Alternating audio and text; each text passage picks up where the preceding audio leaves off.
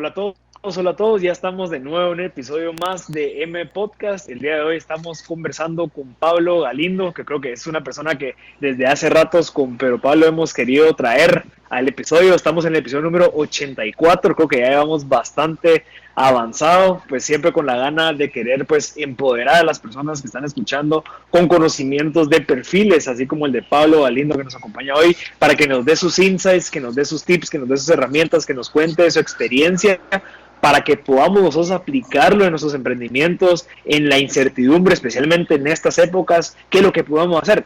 Para presentar a Pablo, quisiera contarles que él es psicólogo y economista, él es el fundador y CEO de Advanced Management School, que nos va a contar un poquito sobre lo que es. También es el fundador y CEO de Gesla Ventures, que es un private que también nos va a contar un poquito más, y también es el Director of Advancement de Acton MBA, y también pues es docente de temas de emprendimiento en la Universidad Francisco Marroquín. Así que, Pablo, ¿cómo estás? ¿Nos escuchas bien? Muchísimas gracias, sí, perfecto. Estamos. Qué gustazo tenerte aquí. Pero, Pablo, ¿cómo estás? Muy bien, todo en orden. Buenísimo. Marcel y Pablo, bienvenido al programa. Creo que tenemos un poco de lag aquí con mi teléfono, pero no quería dejar de agregar que es un programa que hubo de eliminar ese gap de información entre las empresas grandes y los emprendedores, ¿verdad? Que están empezando. Así que cualquier conocimiento que nos puedas traer, Pablo, somos solo oídos. Sí, Pablo, de verdad creo que hemos escuchado bastante de vos, tus experiencias, todo lo que has estado haciendo. Pues sos director de un área de una maestría que ya hemos conversado con Hugo Díaz de la maestría. Creo que nosotros con Pedro Pablo pues le tenemos bastante aprecio a ese tipo de conocimientos y educación para los emprendedores que sí se necesita. Creo que en la descripción que tú pusiste, Pablo, de Acton, es como que, bueno, ¿cómo hacemos para que profesores que hayan pasado por las mismas cosas que los emprendedores están pasando puedan, de cierta manera, dar esos consejos y poder dirigir esas clases a los emprendedores, que creo que es sumamente valioso? Así que, totalmente. Pablo, ¿qué pensás de la situación que nos encontramos ahorita? ¿Qué luchas estás teniendo vos como CEO y fundador de las empresas? ¿Cuáles son tus luchas actuales?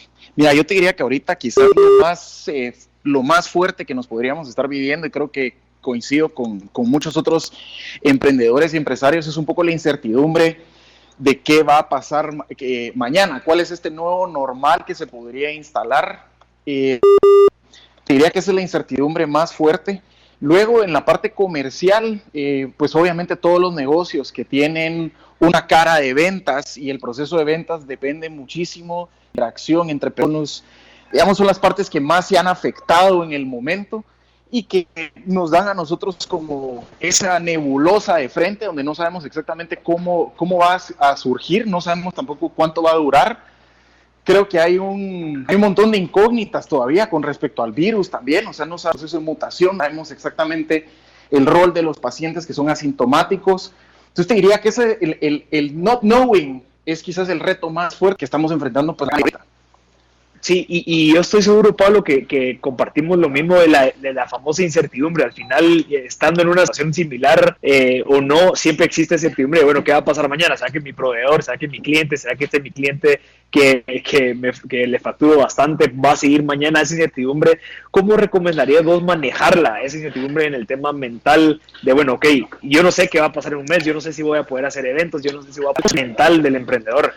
Nosotros hemos trabajado muchísimo en la básicamente, y yo siempre le en español mental toughness como fortitud de algunos, pero esa capacidad de poder lidiar, porque literal lidiar no solo con las institucionales, me está poniendo en hold, tengo problemas de cash por el otro lado, tengo deudas del otro lado. Entonces el poder malabarear, digamos, todas esas cosas, pues obviamente requiere una fortaleza mental que no es una característica, llamémosle, innata que nosotros traigamos, sino es algo que nosotros tenemos que desarrollar. La pregunta es, ¿desarrolla?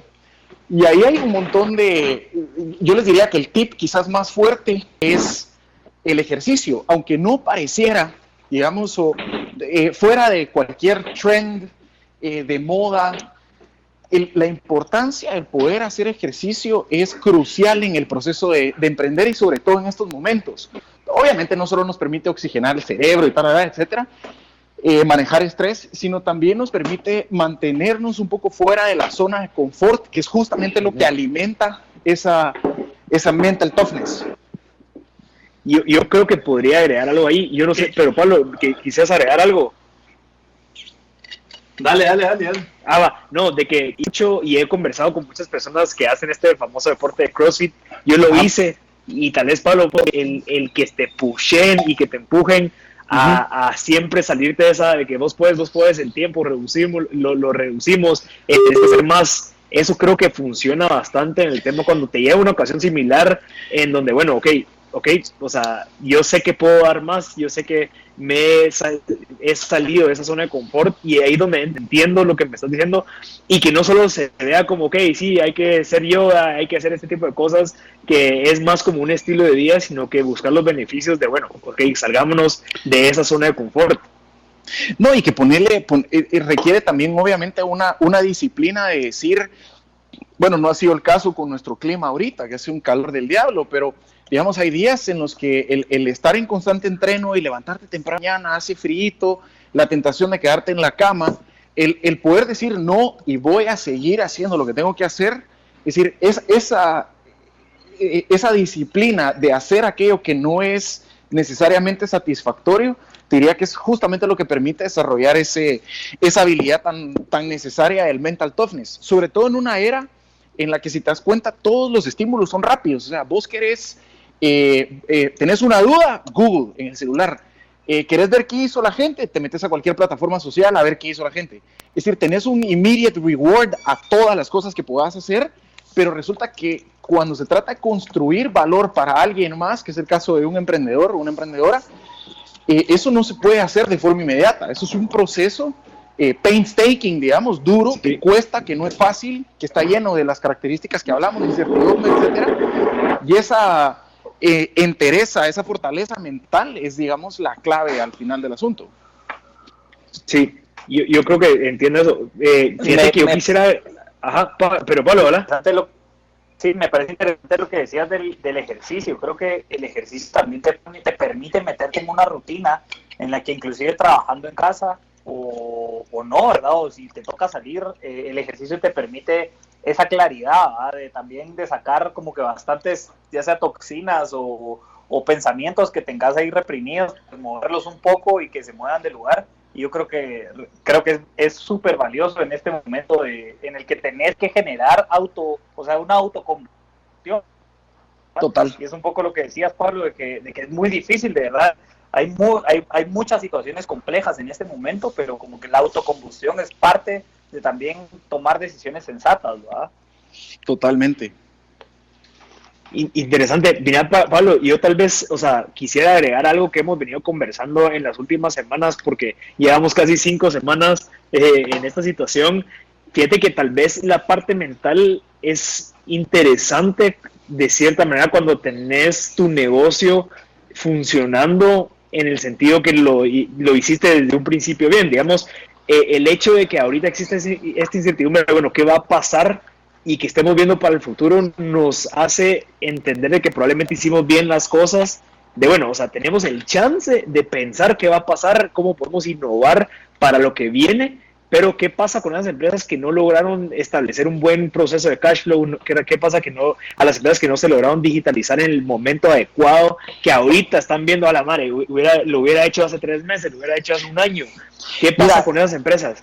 Mira, yo creo que ahí es donde el mercado como mecanismo, digamos, pues apremia a aquellos que tienen las intuiciones, y esas intuiciones, pues de alguna manera toman decisiones equivocadas, y esa es un poco la consecuencia de ser emprendedor o empresario, ¿ah? Que uno es el que realmente paga en carne propia o goza en carne propia las consecuencias de las decisiones que uno toma. En el caso de lo que estamos viviendo nosotros actualmente con el COVID, yo creo que vino a hacer 2 cosas. Primero, vino a acelerar el paso de adopción de cosas que ya deberíamos de estar haciendo. Por ejemplo, teletrabajo o trabajo remoto, trabajo flex time, o por ejemplo, educación, moverse a plataformas digitales para poder no tener que aglomerar a los alumnos dentro de un salón y poder accesar inclusive a otros mercados. Eso es algo que pudimos haber hecho hace años, pero nos vimos forzados a tener que hacerlo ahora, y obviamente ahora empezamos a darnos cuenta de las cantidades de oportunidades que estábamos dejando por fuera. Sí. Entonces, te diría que ahorita lo que vamos a vivir nosotros es una transición en la que un montón de negocios van a salir exitosos, pero porque se demostró que el valor que agregaban en el mercado era algo que realmente era necesario, que es uno de los errores, digamos, que a veces puede cometer uno emprendedor, y es montar un negocio sobre algo que no necesariamente tiene una necesidad instalada, sino es como algo que es, qué bonito tenerlo, ¿ah? Un nice to have. Yo diría que un montón de negocios ahorita también van a empezar a tronar, que no es bueno, y tampoco se lo estoy diciendo a nadie, pero son negocios que obligan al emprendedor a repensar realmente cuál es su propuesta de valor y cuál es la fortaleza de esa propuesta de valor en el mercado. Entonces es preferible, por así decir, o sea, por eso decía que el COVID lo que vino a hacer es acelerar cosas. Probablemente iban a fracasar en algún momento, solo esto lo que hizo fue acelerarlo. Sí, yo concuerdo muchísimo contigo, Pablo, porque creo que esa es una pregunta que no todos nos hacemos en épocas donde no hay crisis, que es, bueno, ¿qué tanto valor de verdad estoy generando yo a mis clientes? ¿Qué tanto valor le estoy generando yo al trabajo? Porque mucha gente también se ve afectada, que no es emprendedora, que está trabajando, pero que se vio afectada con que, bueno, ok, vamos a tener que salir de un montón de gente que tal vez no es prioridad, y dentro de esas me fui yo. Entonces, ¿qué tanto valor yo generaba a la empresa? ¿Qué tanto valor yo le generaba a mi jefe, digamos, o a mi departamento? Y ahí, ese tipo de preguntas son las que nos tenemos que hacer constantemente, que bueno, ¿será que sigo generando valor? ¿Será que me tengo que meter una maestría? ¿Será que tengo que seguir estudiando? ¿Será que me tengo que pulir más en esta área? ¿Será que tengo que mejorar más en el área de relaciones interpersonales? O sea, ese tipo de preguntas son las que nos vinieron a que lastimosamente no las hicimos antes, y nos vinieron a tener esa consecuencia tan negativa. Esto me hace pensar un poco y tal vez no sé qué ustedes con respecto ¿habrá una transferencia de riqueza? O sea, sí, y en términos de que hay negocios que van a cerrar netamente porque no estaban agregando valor, y otros que pues van a empezar a agregar valor porque ya su infraestructura estaba como hecha para estos momentos. Pero para los que no, digamos que corren bastante riesgo, entonces creen que es una transferencia de riqueza significativa en estos momentos. Mira, yo pensaría que sí. Lo que pasa es que el tiempo de transición entre movilizar la riqueza de un punto a otro punto del mercado, ese lag que hay, pues ese va a tomar tiempo y no es algo que vamos a ver inmediatamente. Lo que sí podríamos decir es que van a surgir un montón de empresas muchísimo más grandes y muchísimo más exitosas de lo que entraron empresas a la crisis. Por ejemplo, si ustedes ven la historia por ejemplo, de Uber, si nos vamos más atrás, ya en el año 2000 existía Zipcar, que era más o menos como el preconcepto de compartir un carro, de utilizar un carro para no necesariamente tener yo que poseerlo. Sin embargo, no fue hasta la recesión del 2008 que este boom del Lyft, de Uber, se dio, porque es como cuando el modelo de negocio y la necesidad se ve empujado por las circunstancias, digamos, es como una ola que se forma, y de ahí vemos cómo nace un Airbnb, nace un Uber, nace Lyft, es decir, son estos grandes unicornios y casi hasta míticos un poco de esa era de la recesión. Y yo considero que va a pasar exactamente lo mismo. Lo que pasa es que no va a ser inmediato. Es decir, ahorita un montón de emprendedores van a tener que regresarse a casa con deudas, al pizarrón, ver con qué van a salir ahora de nuevo, pero de cómo salir de nuevo son los que van a tener muchísimo más éxito que los que entraron. Definitivamente. Yo creo que respondió bastante la pregunta. Pablo, vamos a ir al primer corte. En 3 minutos regresamos. Tenemos un montón de preguntas para que nos ayude a entender un montón de cosas. Así que gracias por este aporte. Y esperen a la gente que está escuchando, espérenos después del corte porque tenemos muchísimas cosas más que conversar con Pablo. Así que los esperamos al regreso. Bueno.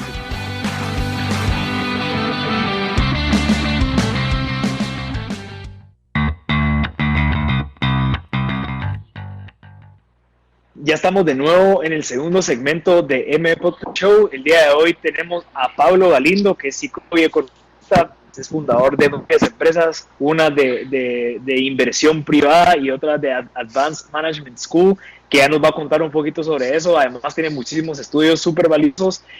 Pablo, estamos conversando del tema de cómo nos ha afectado la pandemia que estamos viviendo actualmente, pero también estábamos terminando de conversar de las oportunidades que surgen a base de esta situación. ¿Podemos concluir un poquito de lo que estábamos hablando en el segmento pasado? Sí. Entendiendo yo que, o sea, creo que obviamente existe una situación que es difícil, pero Pablo estaba preguntando el tema de si va a haber una transferencia de riqueza hacia las empresas de tecnología o las que más estuvieron supliendo, digamos, las necesidades. Y comentaste el tema de Uber, comentaste el tema de Lyft, que surgieron a base de una depresión, que empezaron a darse cuenta. Entonces creo que lo que yo podría concluir de lo que dijiste es de que probablemente van a surgir un montón de nuevos mercados o de oportunidades después de esta situación. ¿Estoy en lo correcto? Totalmente. Es decir, ahí es donde el reto de los emprendedores y emprendedoras ahorita, de hecho que nos están escuchando, es cómo en lugar de ver esto con miedo, mientras todo el mundo está así como gallina sin cabeza, no sabiendo qué hacer, cómo estos emprendedores y emprendedoras mantienen esa fortaleza mental y ven el mercado con cierta frialdad para ver dónde pueden haber oportunidades que no se habían explotado y que hoy se hacen súper evidentes, pues. Sí, y creo que esa es una de las, bueno, pero y creo que iba relacionado con lo que te comenté al principio. Puede ser de que sí, nosotros empecemos a ver las posibles oportunidades, los empresarios o los emprendedores que están actualmente con una buena estructura detrás, unos buenos ahorros, una buena como salud financiera, son los que de cierta manera van a tener esa ventaja cuando tengan que tomar ese tipo de decisiones de innovar, a comparación de los emprendedores que tal vez no tenían esa estructura bien montada. Total, fíjate que esa es una lección que nosotros aprendimos en Okeni, que fue un proyecto previo, que por supuesto luego vamos a hablar, que evolucionó luego a ser Advanced Management School, que soy. Nosotros nos dimos cuenta que el emprendimiento en Guate es visto como un sustituto de desempleo. Uh-huh. Entonces, usualmente lo que sucede es que el emprendedor pone el negocio, pero el negocio le sirve para literalmente ordeñarlo y sacarle todo el jugo que le entra para subsistir él o ella, ¿verdad? Okay. Pero al no tener llamémosle como una política clara del uso de los fondos del emprendimiento, es justamente lo que ahorita se empiezan a ver como a palitos, porque no hubo un aprovisionamiento financiero. La empresa, por muy exitosa, digamos, que haya podido hacer en su momento, nunca le quedó plata como ni siquiera para reinvertir, sino era visto como un mecanismo de poder pagar todas las cuentas, ¿verdad? Entonces, ahí es donde vemos que también muchos puedan ser muy buenas ideas, también por una mala administración, pueden ser la situación actual. Y yo creo cabal, yo creo que hemos hablado cabal de este tema, Pablo, y creo que debes de estar familiarizado bastante con el tema de una aceleradora, pero muchos de los negocios en Guatemala, o por lo menos las pymes, tienen una contabilidad básicamente para sostener a una familia, ¿verdad? Total. No una contabilidad institucional que les permita, pues, como bien mencionas, tener utilidades retenidas para reinversión y etcétera, ¿verdad? Total. Entonces creo que en esta situación es donde quienes lo tenían de una manera más organizada a nivel institucional, de seguro más iban a lograr poder salir o aguantar más durante más tiempo esta crisis, ¿verdad? De lo contrario, si no, se complicaba, ¿no? Fíjate que esa es una de las cosas que para nosotros llama mucho la atención desde la parte de la academia, digamos, y es que muchas veces la gente ve al emprendedor o la emprendedora y dice, pero ¿para qué tienes que estudiar para montar un negocio? Y es porque hay un montón de cosas que no son intuitivas de montar un negocio. Y algo que se ve usualmente en Guate como nombre, pero ¿para qué vas a tener toda esta formalidad? ¿Para qué vas a tener todas estas utilidades retenidas? Que son todas esas complicaciones. Hoy día vemos que quienes se corrieron el riesgo, entre comillas, de formalizarse, hoy tienen muchísimo más probabilidades de ser exitosos que quienes no. Sí. Y ese es un punto a considerar y reflexionar de que, y es como, existe como ese paradigma en las mentes de los que quieren ser emprendedores de que no es necesario, pero cuando te das cuenta y llegas a un punto en donde, bueno, no, ya se requiere de estrategia, no solamente de valentía, digamos, ya es donde se necesitan esos conocimientos. Y creo que ese es un buen comienzo para poder seguir desarrollando el tema de Okenic. Pablo, me comentabas de que tuviste un fracaso dentro del tema de Okenic, no fue exitoso. ¿Qué fue lo que sucedió? ¿Qué aprendiste en esa experiencia? Fíjate vos que fue una, bueno, este es un proyecto que arranca en el 2018, más o menos, principios de año, nos empezamos a dar cuenta que cada vez más es necesario profesionalizar a los emprendedores. Y por profesionalizar, me refiero literalmente a darles todas estas herramientas como las que acabamos de hablar, de una estructura financiera, una estructura de gestión, que entiendan los principios básicos de cultura organizacional, porque una cosa es tener un producto que se vende en el mercado, pero otra es montar un negocio, ¿eh? Sí. Entonces dijimos, pues cabalmente Acton ya está tirado a un nivel, digamos, bastante distinto. Si volteamos a ver hacia abajo, pues por parte del gobierno tenemos esfuerzos que pues de alguna manera se quedan cortos para las necesidades que realmente tienen los emprendedores con los centros de emprendimiento.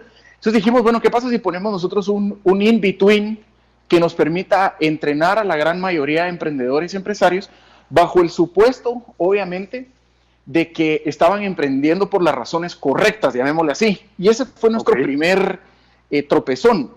Lo que empezó a pasar es que se empezó a poner de moda. Yo te diría que 2018-2019 fue un momento muy crítico para el ecosistema de emprendimiento. Empezaron a salir un montón de, entre comillas, rockstars, les llamo yo, rockstars de emprendimiento, con consejos, con charlas, con cosas, pero que no eran profesionales. O sea, es gente que nunca ha puesto un negocio. Entonces, usualmente dan consejos que son poco útiles para los emprendedores y que usualmente son malos consejos. Entonces, en el afán nosotros de querer como profesionalizar un poco el ecosistema, montamos este Okenic, que he hecho en cachiquera, una palabra en cachiquel que significa la necesidad. Nos llamó muchísimo. El logo es este laberinto, digamos, que es como porque queríamos darle un código de identidad de cómo usamos estas mejores prácticas de negocios y emprendimiento a un país con circunstancias tan propias, digamos, como es Guate. Entonces, bajo esa premisa, montamos el negocio, se lo pichamos a varios inversionistas, de hecho, algunos del proyecto, lanzamos y, mano, hicimos una fiesta y no llegó nadie. O sea, bajo el equivalente, pues no es que realmente hayamos hecho una fiesta, damos un negociazo, hicimos pero nosotros nos quedamos como, ¿qué está pasando? Si hicimos todos los procesos de validación, hicimos todas las entrevistas con la gente, y resulta que cuando se trataba de llegar a pagar ya para tomar un curso, ahí ya no. Es decir, ahí era donde la gente se frenaba. Entonces eso es bien interesante porque, y les voy a poner un ejemplo de algo que nos pasó N cantidad de veces. Hacíamos un open house para lanzar uno de los programas, nos llegaba un promedio de 40, 50 personas, de esas 40, 50 personas, cosa que es un récord inclusive para un programa educativo en Guate, de esas 40, 50 personas se subían a la plataforma para inscribirse unas 35, aceptábamos unas 25, pagaban 0. O sea, al punto que muchas veces tuvimos que decir, ¿será que nos está funcionando el link de Visa? ¿Será que el POS está funcionando? O sea, pasemos para ver si todo está bien. Y nada, entonces viceversa, mire, ¿qué pasó? O sea, porque no hace sentido que una persona llega, se queda, se inscribe, aplica, pero no paga. Es decir, no hace sentido. O sea, si vos no quieres pagar algo, no lo pagás desde el principio y no vas. Entonces, empezamos como a indagar y nos dimos cuenta que el título académico en Guate tiene una función bien interesante, que luego voy a volver a ella. Entonces decidimos irnos a entender recursos humanos. ¿Cómo funciona recursos humanos? Porque la gente llegaba a Okenic a buscar un título que le permitiera salir del ecosistema de emprendimiento y emplearse. Cabal. En lugar de voy a entrenarme para gestionar mi negocio mejor, no, lo que me interesa no me interesa seguir con el negocio, lo que quiero es tener una empresa, 14 sueldos, estabilidad. Entonces ahí fue donde vino nuestro primer insight. El emprendedor en Guate, la gran mayoría, pone negocio porque está desempleado, pero si le das la alternativa entre emprender y estar empleado, preferiría estar empleado. Entonces eso redujo un montón nuestro mercado. Y luego el segundo aprendizaje fuerte, entrevistando a todas estas unidades de recursos humanos, es que para recursos humanos todos los títulos universitarios o de instituciones académicas son ceteris paribus, para ellos todos igual. sea, si mantenés las condiciones, todo es lo mismo. Entonces vos tenés 3 tiers, digamos, o 3 bloques, digamos, de programas. Tenés un INCAE, una católica y un Amarro, y un IS. Luego tenés otro set de maestrías, pero luego hay una mezcolanza de instituciones abajo que tienen especializaciones en negocios, digamos, que no necesariamente son malas, pero no son óptimas para la formación. Entonces, un montón de estas empresas de recursos humanos lo que ven es el nombre del título, es decir, que tenga las palabras claves: administración de empresas, innovación, tecnología. Es decir, con que tenga eso, no importa si no tiene los conocimientos, tiene el título. Entonces nos fuimos a dar cuenta que un montón de empresas tienen en papel el equipo perfecto, ¿vos? Pero a la hora de ejecutar, tienen un montón de problemas. Entonces ahí es donde dijimos nosotros, bueno, estamos locos siguiendo haciendo lo que estamos haciendo. Vamos a tener que matar el negocio tal cual como está. Vamos a tener que cortar las pérdidas. Al día de hoy yo todavía le debo a gente que nos prestó plata, digamos inversionistas que nos prestó plata para continuar el proyecto. Y le dimos la vuelta a Advanced Management School, que es esta institución que arma programas de negocios específicamente especializados, digamos, para las empresas, cabalmente para llenar esos hoyos que todas estas otras instituciones tienen, pero que están escondidos detrás de una palabra sexy en un título. Interesante. Entonces, interesantísimo. Fíjate que ese fue el pivot gigante. Realmente ahora nos está yendo súper bien, es decir, como que entendimos, llegamos a un set de insights muchísimo más profundos de los que habíamos generado antes con Okenic. Y ahora nosotros podemos construir que tenemos un material de campeonato, es decir, tenemos profesores de Harvard que son quienes nos están apoyando. Entonces tenemos la capacidad de poder construir programas a la medida de las empresas. Pero, ojo, ese fue un pivot empresarial y me queda todavía el cuco de cómo ayudamos al ecosistema de emprendimiento cuando estas cualidades todavía no se han reunido, ¿va? Ok. Está interesantísimo, Pablo, y creo que la conclusión diste lo vamos a hacer, porque creo que está interesantísimo. Entonces, a la gente que está dando, si se acaban de sumar al carro, al Uber, a donde están escuchando este episodio, la gente que se acaba de sumar va a estar disponible el próximo martes en M Podcast en Spotify, por si en dado caso quieren escuchar la conversación completa. Entonces, no se despeguen, regresamos en 3 minutos después del corte.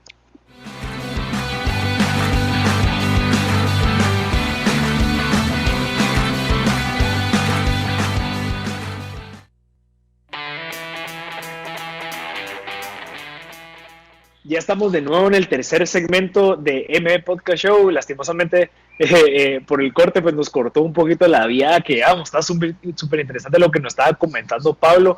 Pablo, ¿podríamos concluir entonces que parte del fracaso que se tuvo en Okenic fue la falta o la escasez de insights al acercarse al posible usuario? O sea, hasta el punto de, bueno, estaré dispuesto no a pagar por esto. ¿Qué crees que fue el aprendizaje así número 1 de ese fracaso? Fíjate que la lección más grande, y fíjate que, ojo, nosotros cuando te digo entrevistamos, hicimos validación, fuimos a eventos de emprendimiento, hablamos tanto con altos exponentes, digamos, del ecosistema, como con gente de la calle que estaba actualmente emprendiendo. O sea, como que todos nos daban, o sea, toda la información pintaba a que era una estupidez no lanzar el negocio. Ok. ¿Va? Es decir, era como, de hecho, inclusive llegó un punto en el que hasta mis inversionistas me decían, pero lancémoslo más rápido, es que estamos en el momento perfecto para hacerlo. Pero la lección más fuerte que nos llevamos en ese proceso de validación es que hay una pregunta que ahora yo se las hago a mis alumnos en Acton, es ¿cuál es el supuesto del cual estamos partiendo que si no se cumple, no tenemos un negocio? Cabal. Y nosotros el supuesto que nosotros dimos por sentado, que ni vimos, es por qué la gente emprende. Y cuando fuimos a entender que la gente emprende en su gran mayoría porque no tiene trabajo, esa persona no está emprendiendo por las razones correctas. Cabal. Está emprendiendo por necesidad. Entonces, cuando nosotros decíamos, tenemos un monumental tamaño de mercado, cuando le aplicas el emprender por las razones correctas, lo que sea que eso signifique, tu mercado se vuelve diminuto.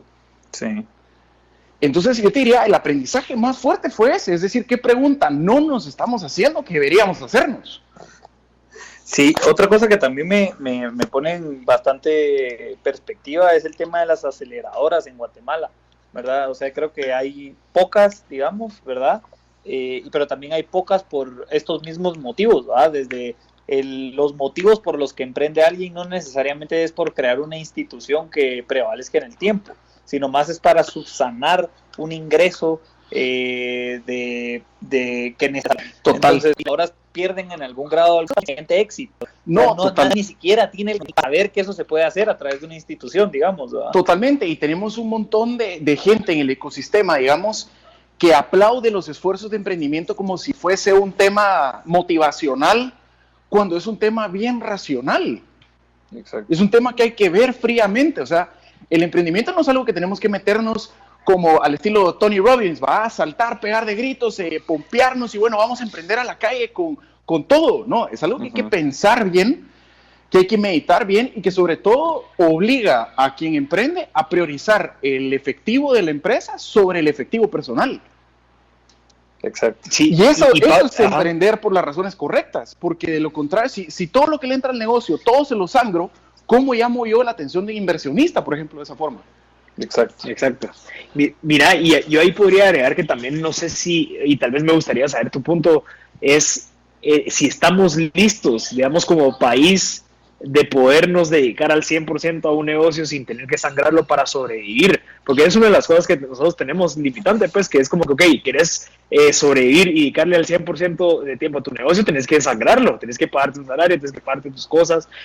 Yo no sé si estamos en la capacidad social o cultural de poder hacer ese tipo de cosas. ¿Qué pensás de eso? Mira, yo creo que otra vez regresamos al principio de hay ideas que vale la pena emprenderlas y hay ideas que vale la pena conservarlas como hobby.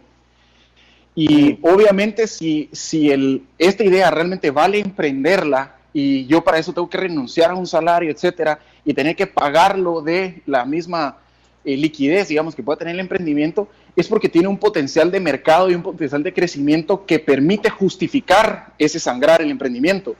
Pero si es una idea que vale la pena, mejor dejarla en hobby porque el tamaño de mercado es muy pequeño, el sangrar el emprendimiento no nos lleva a ningún otro lado más que acelerar el fracaso. Sí, y el costo de oportunidad, pues, de que ese tiempo que le invertiste, lo pudiste haber invertido en algo que generara más valor. Exactamente. Eso está interesantísimo. Ok, para ir adelantando, Pablo, pues lastimosamente tenemos el tiempo limitado. Sí. Entiendo que pues sos el director de tres entidades totalmente separadas. Me gustaría pues que nos contaras, porque yo sé que hay mucha gente que se pregunta lo mismo, es cómo manejas tu tiempo, o sea, cómo puedes ser el CEO de una empresa, el CEO de una empresa de capital, el director y también sos parte de la junta directiva de Liga. ¿Cómo funciona ese manejo de tiempo? ¿Cómo funciona tu cabeza? ¿Qué herramientas usas para poder desarrollar todo bien? Mira, primero te diría que bueno, el primer como éxito, digamos, o Key Success Factor que me ha permitido eso, es que desde Wiro he sido una persona como súper inquieta. Entonces, al punto que hasta me diagnosticaron en algún momento con ADD, etcétera. Entonces, fue como, resulta ser que aquello que en el colegio, como era medio mal portado, digamos, y tremendo, era mal visto. Resulta que es una habilidad que ahora me resulta muy bien, es el poder cambiar rápidamente los focos de atención. Entonces, lo que antes se veía malo en el colegio, ahora resulta ser una cosa muy buena. Y la otra es una estructura de organización, digamos, bien clara. Es decir, yo soy súper alemán con el tema de las agendas. O sea, acá tengo tiempos específicos para hacer las cosas. Por eso también soy bien respetuoso del tiempo de la gente con la que tengo reuniones. Me enferma que la gente no sea respetuosa con el tiempo que vos le estás poniendo también a una reunión. Es decir, las llegadas tarde para mí son inauditas en todos los sentidos. Entonces, el tener esa estructura y esa organización es lo que me permite ver una cosa a la vez. Y sobre todo, te diría que la clave es no estar micromanaging. O sea, el saber delegar en tu equipo es crucial para poder tener la cabeza puesta donde tenés que ponerla, que es más en la parte estratégica, no tanto en la parte ejecutiva.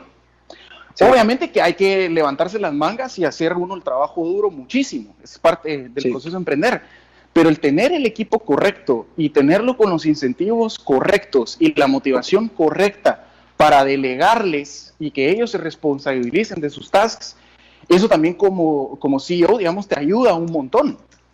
Sí. Entonces, no solo es un tema como de organización personal, sino también es un tema de cómo construís vos tus equipos. Sí. Y eso es algo que hemos venido conversando con Pero Pablo. Creo que el tema de contratación, a veces la gente lo ve como que no, voy a contratar a una persona que solo haga esto, pero al final es alguien que estás metiendo en un proceso que puede lentearlo, puede acelerarlo, dependiendo de qué tan capaz y qué tan empoderado está. Totalmente, mira vos, de hecho, hay una cosa que yo cuento, digamos, cuando me preguntan por qué estudié psicología. Realmente es una decisión que yo le debo a Giancarlo Ibargüen, al anterior rector de la Marro, porque cuando yo hice un cambio de carrera, me cambié de medicina a administración, era mi tiro, él me dice, pero mira, ¿por qué te vas a cambiar a administración y hacer como todos los demás si al final el problema de una empresa siempre son personas? O sea, si tenés problemas financieros, tenés un mal producto, pues. Pero al final, el desempeño, la motivación, el engagement, todas esas cosas son temas de personas, el desarrollo de producto, las innovaciones, liderazgo, son people problems. Uh-huh. Y digamos que tuve una relación, digamos, de muchos años con él, al punto que podía confiar en su palabra como para tomar una decisión tan fuerte como fue el cambio de carrera. Y eso es lo que me llevó a tomar el campo de la psicología como un punto de entrada a negocios, no como una carrera, sino fue mi punto de entrada a negocios porque me permitió ver un montón de cosas desde una lente totalmente distinta, donde la gente veía problemas de motivación, yo veía problemas de procesos. Uh-huh. ¿Va? Porque te da otro lente. Y el problema es que en administración de empresas o en las empresas en general, cuando ves recursos humanos, la mayoría de gente de recursos humanos no entiende la naturaleza del ser humano. Es decir, motivación, nosotros no podemos estar motivados todo el tiempo. De hecho, la motivación es lo más frágil que hay. La motivación la vemos todos los principios de año, ¿va vos? La gente que va al colegio con su estuche nuevo, sus cuadernos nuevos, la gente que va a la U, sus planes, la dieta, etcétera. Tercera semana de enero, segunda de febrero, se le murió todo. Sí. Entonces, porque hay una serie de procesos y una serie de sistemas que lo que permite la motivación es montarte en el sistema. Pero si no tenés el sistema, no te sirve absolutamente nada la motivación. Entonces te diría que el éxito ha sido ese proceso de entender a la gente. Sí, justamente, no sé si lo están viendo, pero en el documental de Michael Jordan, ahí habla Phil Jackson, que es el entrenador con el que ganaron pues ya los 6 títulos, y habla de que antes de que él llegara, el equipo estaba como enfocado en que Michael Jordan recibiera la pelota, ¿verdad? Es decir, era un equipo de una persona, ¿verdad? Y cuando llega él, la pelota más a Michael Jordan para que pues ya los demás partes del equipo pues tuvieran la pelota, ¿verdad? Entonces la lógica era más como que hacer un equipo campeón, más que una persona cargara con todo el peso del equipo para hacerlo campeón, ¿verdad? Y pues le dan buenos resultados, pero creo que es un poco eso con respecto a lo del equipo y las personas, ¿verdad? A la hora si estás construyendo una meta en conjunto, pues tener claro los conceptos hacia dónde llegar y obviamente practicar técnicas y estrategias que te faciliten la coordinación entre las personas para lograr las metas, ¿verdad? Totalmente. Buenísimo, Pablo. Vamos a ir al último corte y vamos a regresar con las últimas preguntas. Tenemos unas 4 buenísimas que creo que pueden ser de bastante valor a la gente. Así que si estás escuchando esto, no nos cortes, sintonízanos después del corte.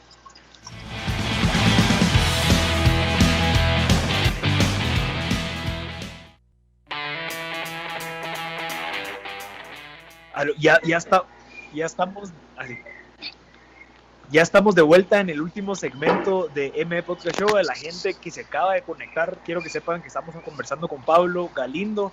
Él es el fundador y CEO de Advanced Management School, también el de Jesla Ventures, también es el director of Advancement de Acton MBA, también es profesor de emprendimiento en la UFM, ha sacado bastantes cursos de Harvard y creo que tiene muchísimo contenido, así que si en dado caso te acabas de sumar, lo vas a poder escuchar completamente el próximo martes en M Podcast en Spotify. Así que para continuar, Pablo, tenemos bastantes preguntas todavía. Una de las preguntas que creo que tenía Pablo es qué es lo que va a pasar en el tema de la economía durante y después de esta crisis que estamos pasando.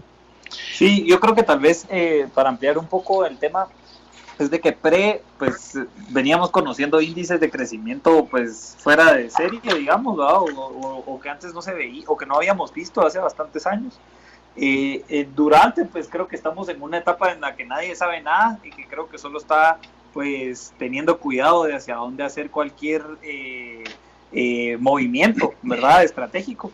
Y el post, pues es de que ya tenemos un poco un nuevo mundo, ¿verdad? Una nueva realidad. Entonces, tal vez un poco tu perspectiva con respecto a esa transición, ¿verdad? Ese cambio que al final estamos hablando desde algo macro, ¿verdad? Que es para todos, ¿no? Total. Mira, fíjate que yo siempre he sido muy amigo al estilo Ray Dalio de estudiar un poco de historia para ver qué situaciones ha vivido el mundo que se parezcan un poco a lo que uno puede vivir hoy día. Y en función de eso hay un análisis bien interesante y es qué hicieron las empresas que son exitosas hoy para salir de momentos críticos como el que estamos viviendo ahora, el COVID. Y algo bien interesante de lo que vos decías es que la primera etapa, digamos, ese proceso de entrar y salir exitoso de una crisis, tiene 3 momentos claves. Y el primer momento clave, vos lo mencionabas muy bien, es el tema de como atrincheramiento, digamos, donde todas las empresas, las decisiones que toman recortemos personal, guardamos cash, bajamos el tema de las operaciones, es decir, hacemos todo lo posible para que la estructura de costos y la parte financiera se mantenga sana. Uh-huh. Sin embargo, ahí es necesario dar la vuelta y pasar a una segunda etapa, que es, bueno, ahora estabilicemos la operación.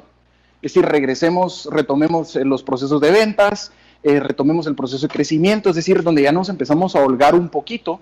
Y lo interesante es que la gran mayoría de empresas que fracasaron en su momento, fracasaron porque se quedaron trabados en esa segunda etapa. O sea, pensaron que ese era el nuevo normal, digamos, y entonces se ajustaron y ahí se quedaron. Y algo que pasó interesante con las empresas, sí salieron exitosas, siguieron a raíz, fueron las que dieron a la tercera etapa, y es el tema de innovación. Las empresas, en muchas veces, en lugar de estar teniendo, como decía hace un momento, gallinas sin cabeza ahí dando vueltas, ¿y qué hacemos? ¿Y qué hacemos? Este es el momento de sentarse a redefinir estrategias y pensar oportunidades que antes no contemplábamos como giros de negocio. Uh-huh. Oportunidades que se puedan venir ahorita. Y esos son aquellas empresas que logran invertir en su gente y que logran invertir en nuevos desarrollos, digamos, de productos, servicios o mejoras inclusive, son aquellas que logran sobrevivir. Entonces yo te diría, lo mismo aplica a nosotros. Vamos a pasar por un montón de etapas. Ahorita estamos en una etapa donde ya nos acostumbramos al nuevo normal.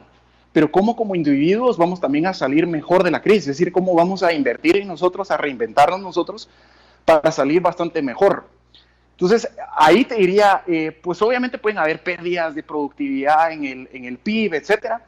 Pero al final, lo que necesitamos nosotros entender es que recesiones y problemas van a haber un montón y van a haber siempre. Uh-huh. Pero poder tener la capacidad de adaptarnos a esos ajustes rápidamente y salir mejor que como entramos, diría que esa es la clave.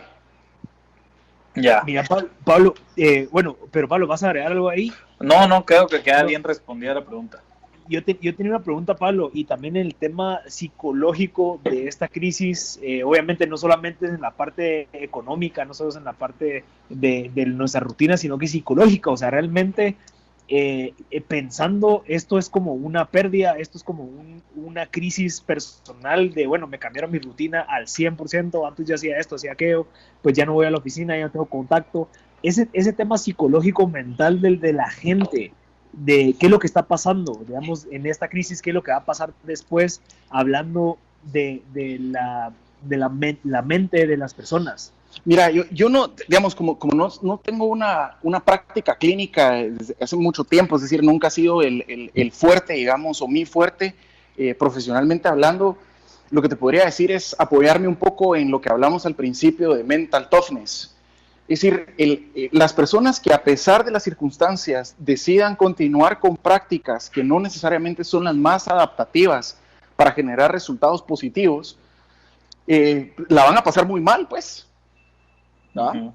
Entonces, de hecho, nosotros un poco el ejercicio que hicimos con mi esposa recién fue decir, bueno, antes nosotros vivíamos una vida normal en función de lo que la sociedad y las cosas como que dictaron, porque uno solo se mete, ¿verdad? Como que entras, te casas, entras y bueno, este es mi horario de trabajo, esta es mi rutina, así funciono, a esta hora voy a tal lado.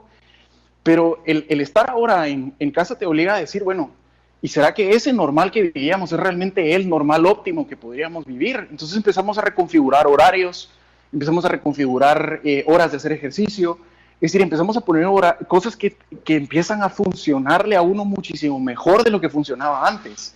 Ujú. ¿Me entendés? Entonces yo diría que esa capacidad de poderse sobreponer y adaptarse a los cambios que estamos viviendo, quienes lo logren, pues van a pasar un buen rato, y quienes no, van a pasar un mal rato, pues. Sí, o sea, al final es entender y aceptar esta crisis que se nos vino. O sea, la crisis al final es este contacto con la realidad que se impone en algún momento, y bueno, la gente que logra ver para atrás y decir, bueno, ¿qué es lo que tengo que hacer para mejorar? Porque de aquí en adelante, pues, tengo que mejorar. Al final es como un tipo como de pensamiento que yo he venido pensando bueno, ¿a quién le echamos la culpa? ¿Ya? Si en dado caso la situación que yo me encuentro ahorita puede ser positiva, puede ser negativa, ¿a quién le echo la culpa? ¿Me echo la culpa a mí? ¿Le echo la culpa al universo por esto que sucedió? Mira, ¿O qué?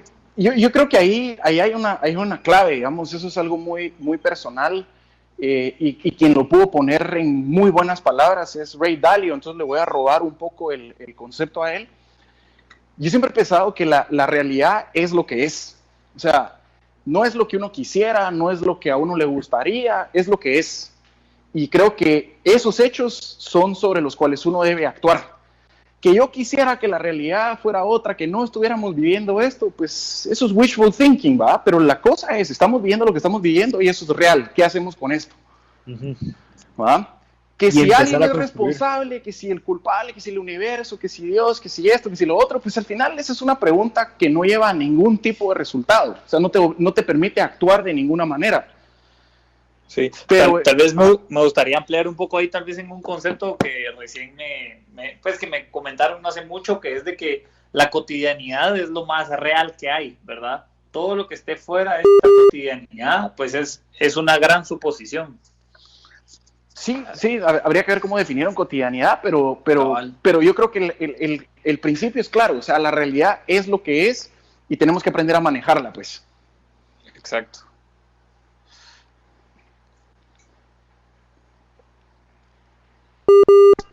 Y te agradezco, la verdad. ¿Cómo te puede contactar la gente si en dado caso quieren algún tipo de asesoría con el tema de Advanced Management School o el tema de Jesla Ventures? Mira, ahí en el tema de Advanced Management School, que es quizás la que está como abierta al público, se podría decir, nos pueden escribir a hello@amslatam.org o visitar la página, que igual es amslatam.org. Ahí nos pueden escribir y ya nos ponemos nosotros en contacto. Redes, no soy una persona, digamos, que está como fascinado en el tema de redes. O sea, si ven Instagram, no tengo me sirve para seguir como marcas y cosas que me interesan, pero no para relacionarme, digamos, con personas. Me pueden encontrar en LinkedIn, que es quizás la red que más utilizo y en la que puedo estar más activo. Entonces, esos serían como que los vehículos, digamos, de contacto. Buenísimo, Pablo, te agradezco por tu aporte, definitivamente es súper valioso.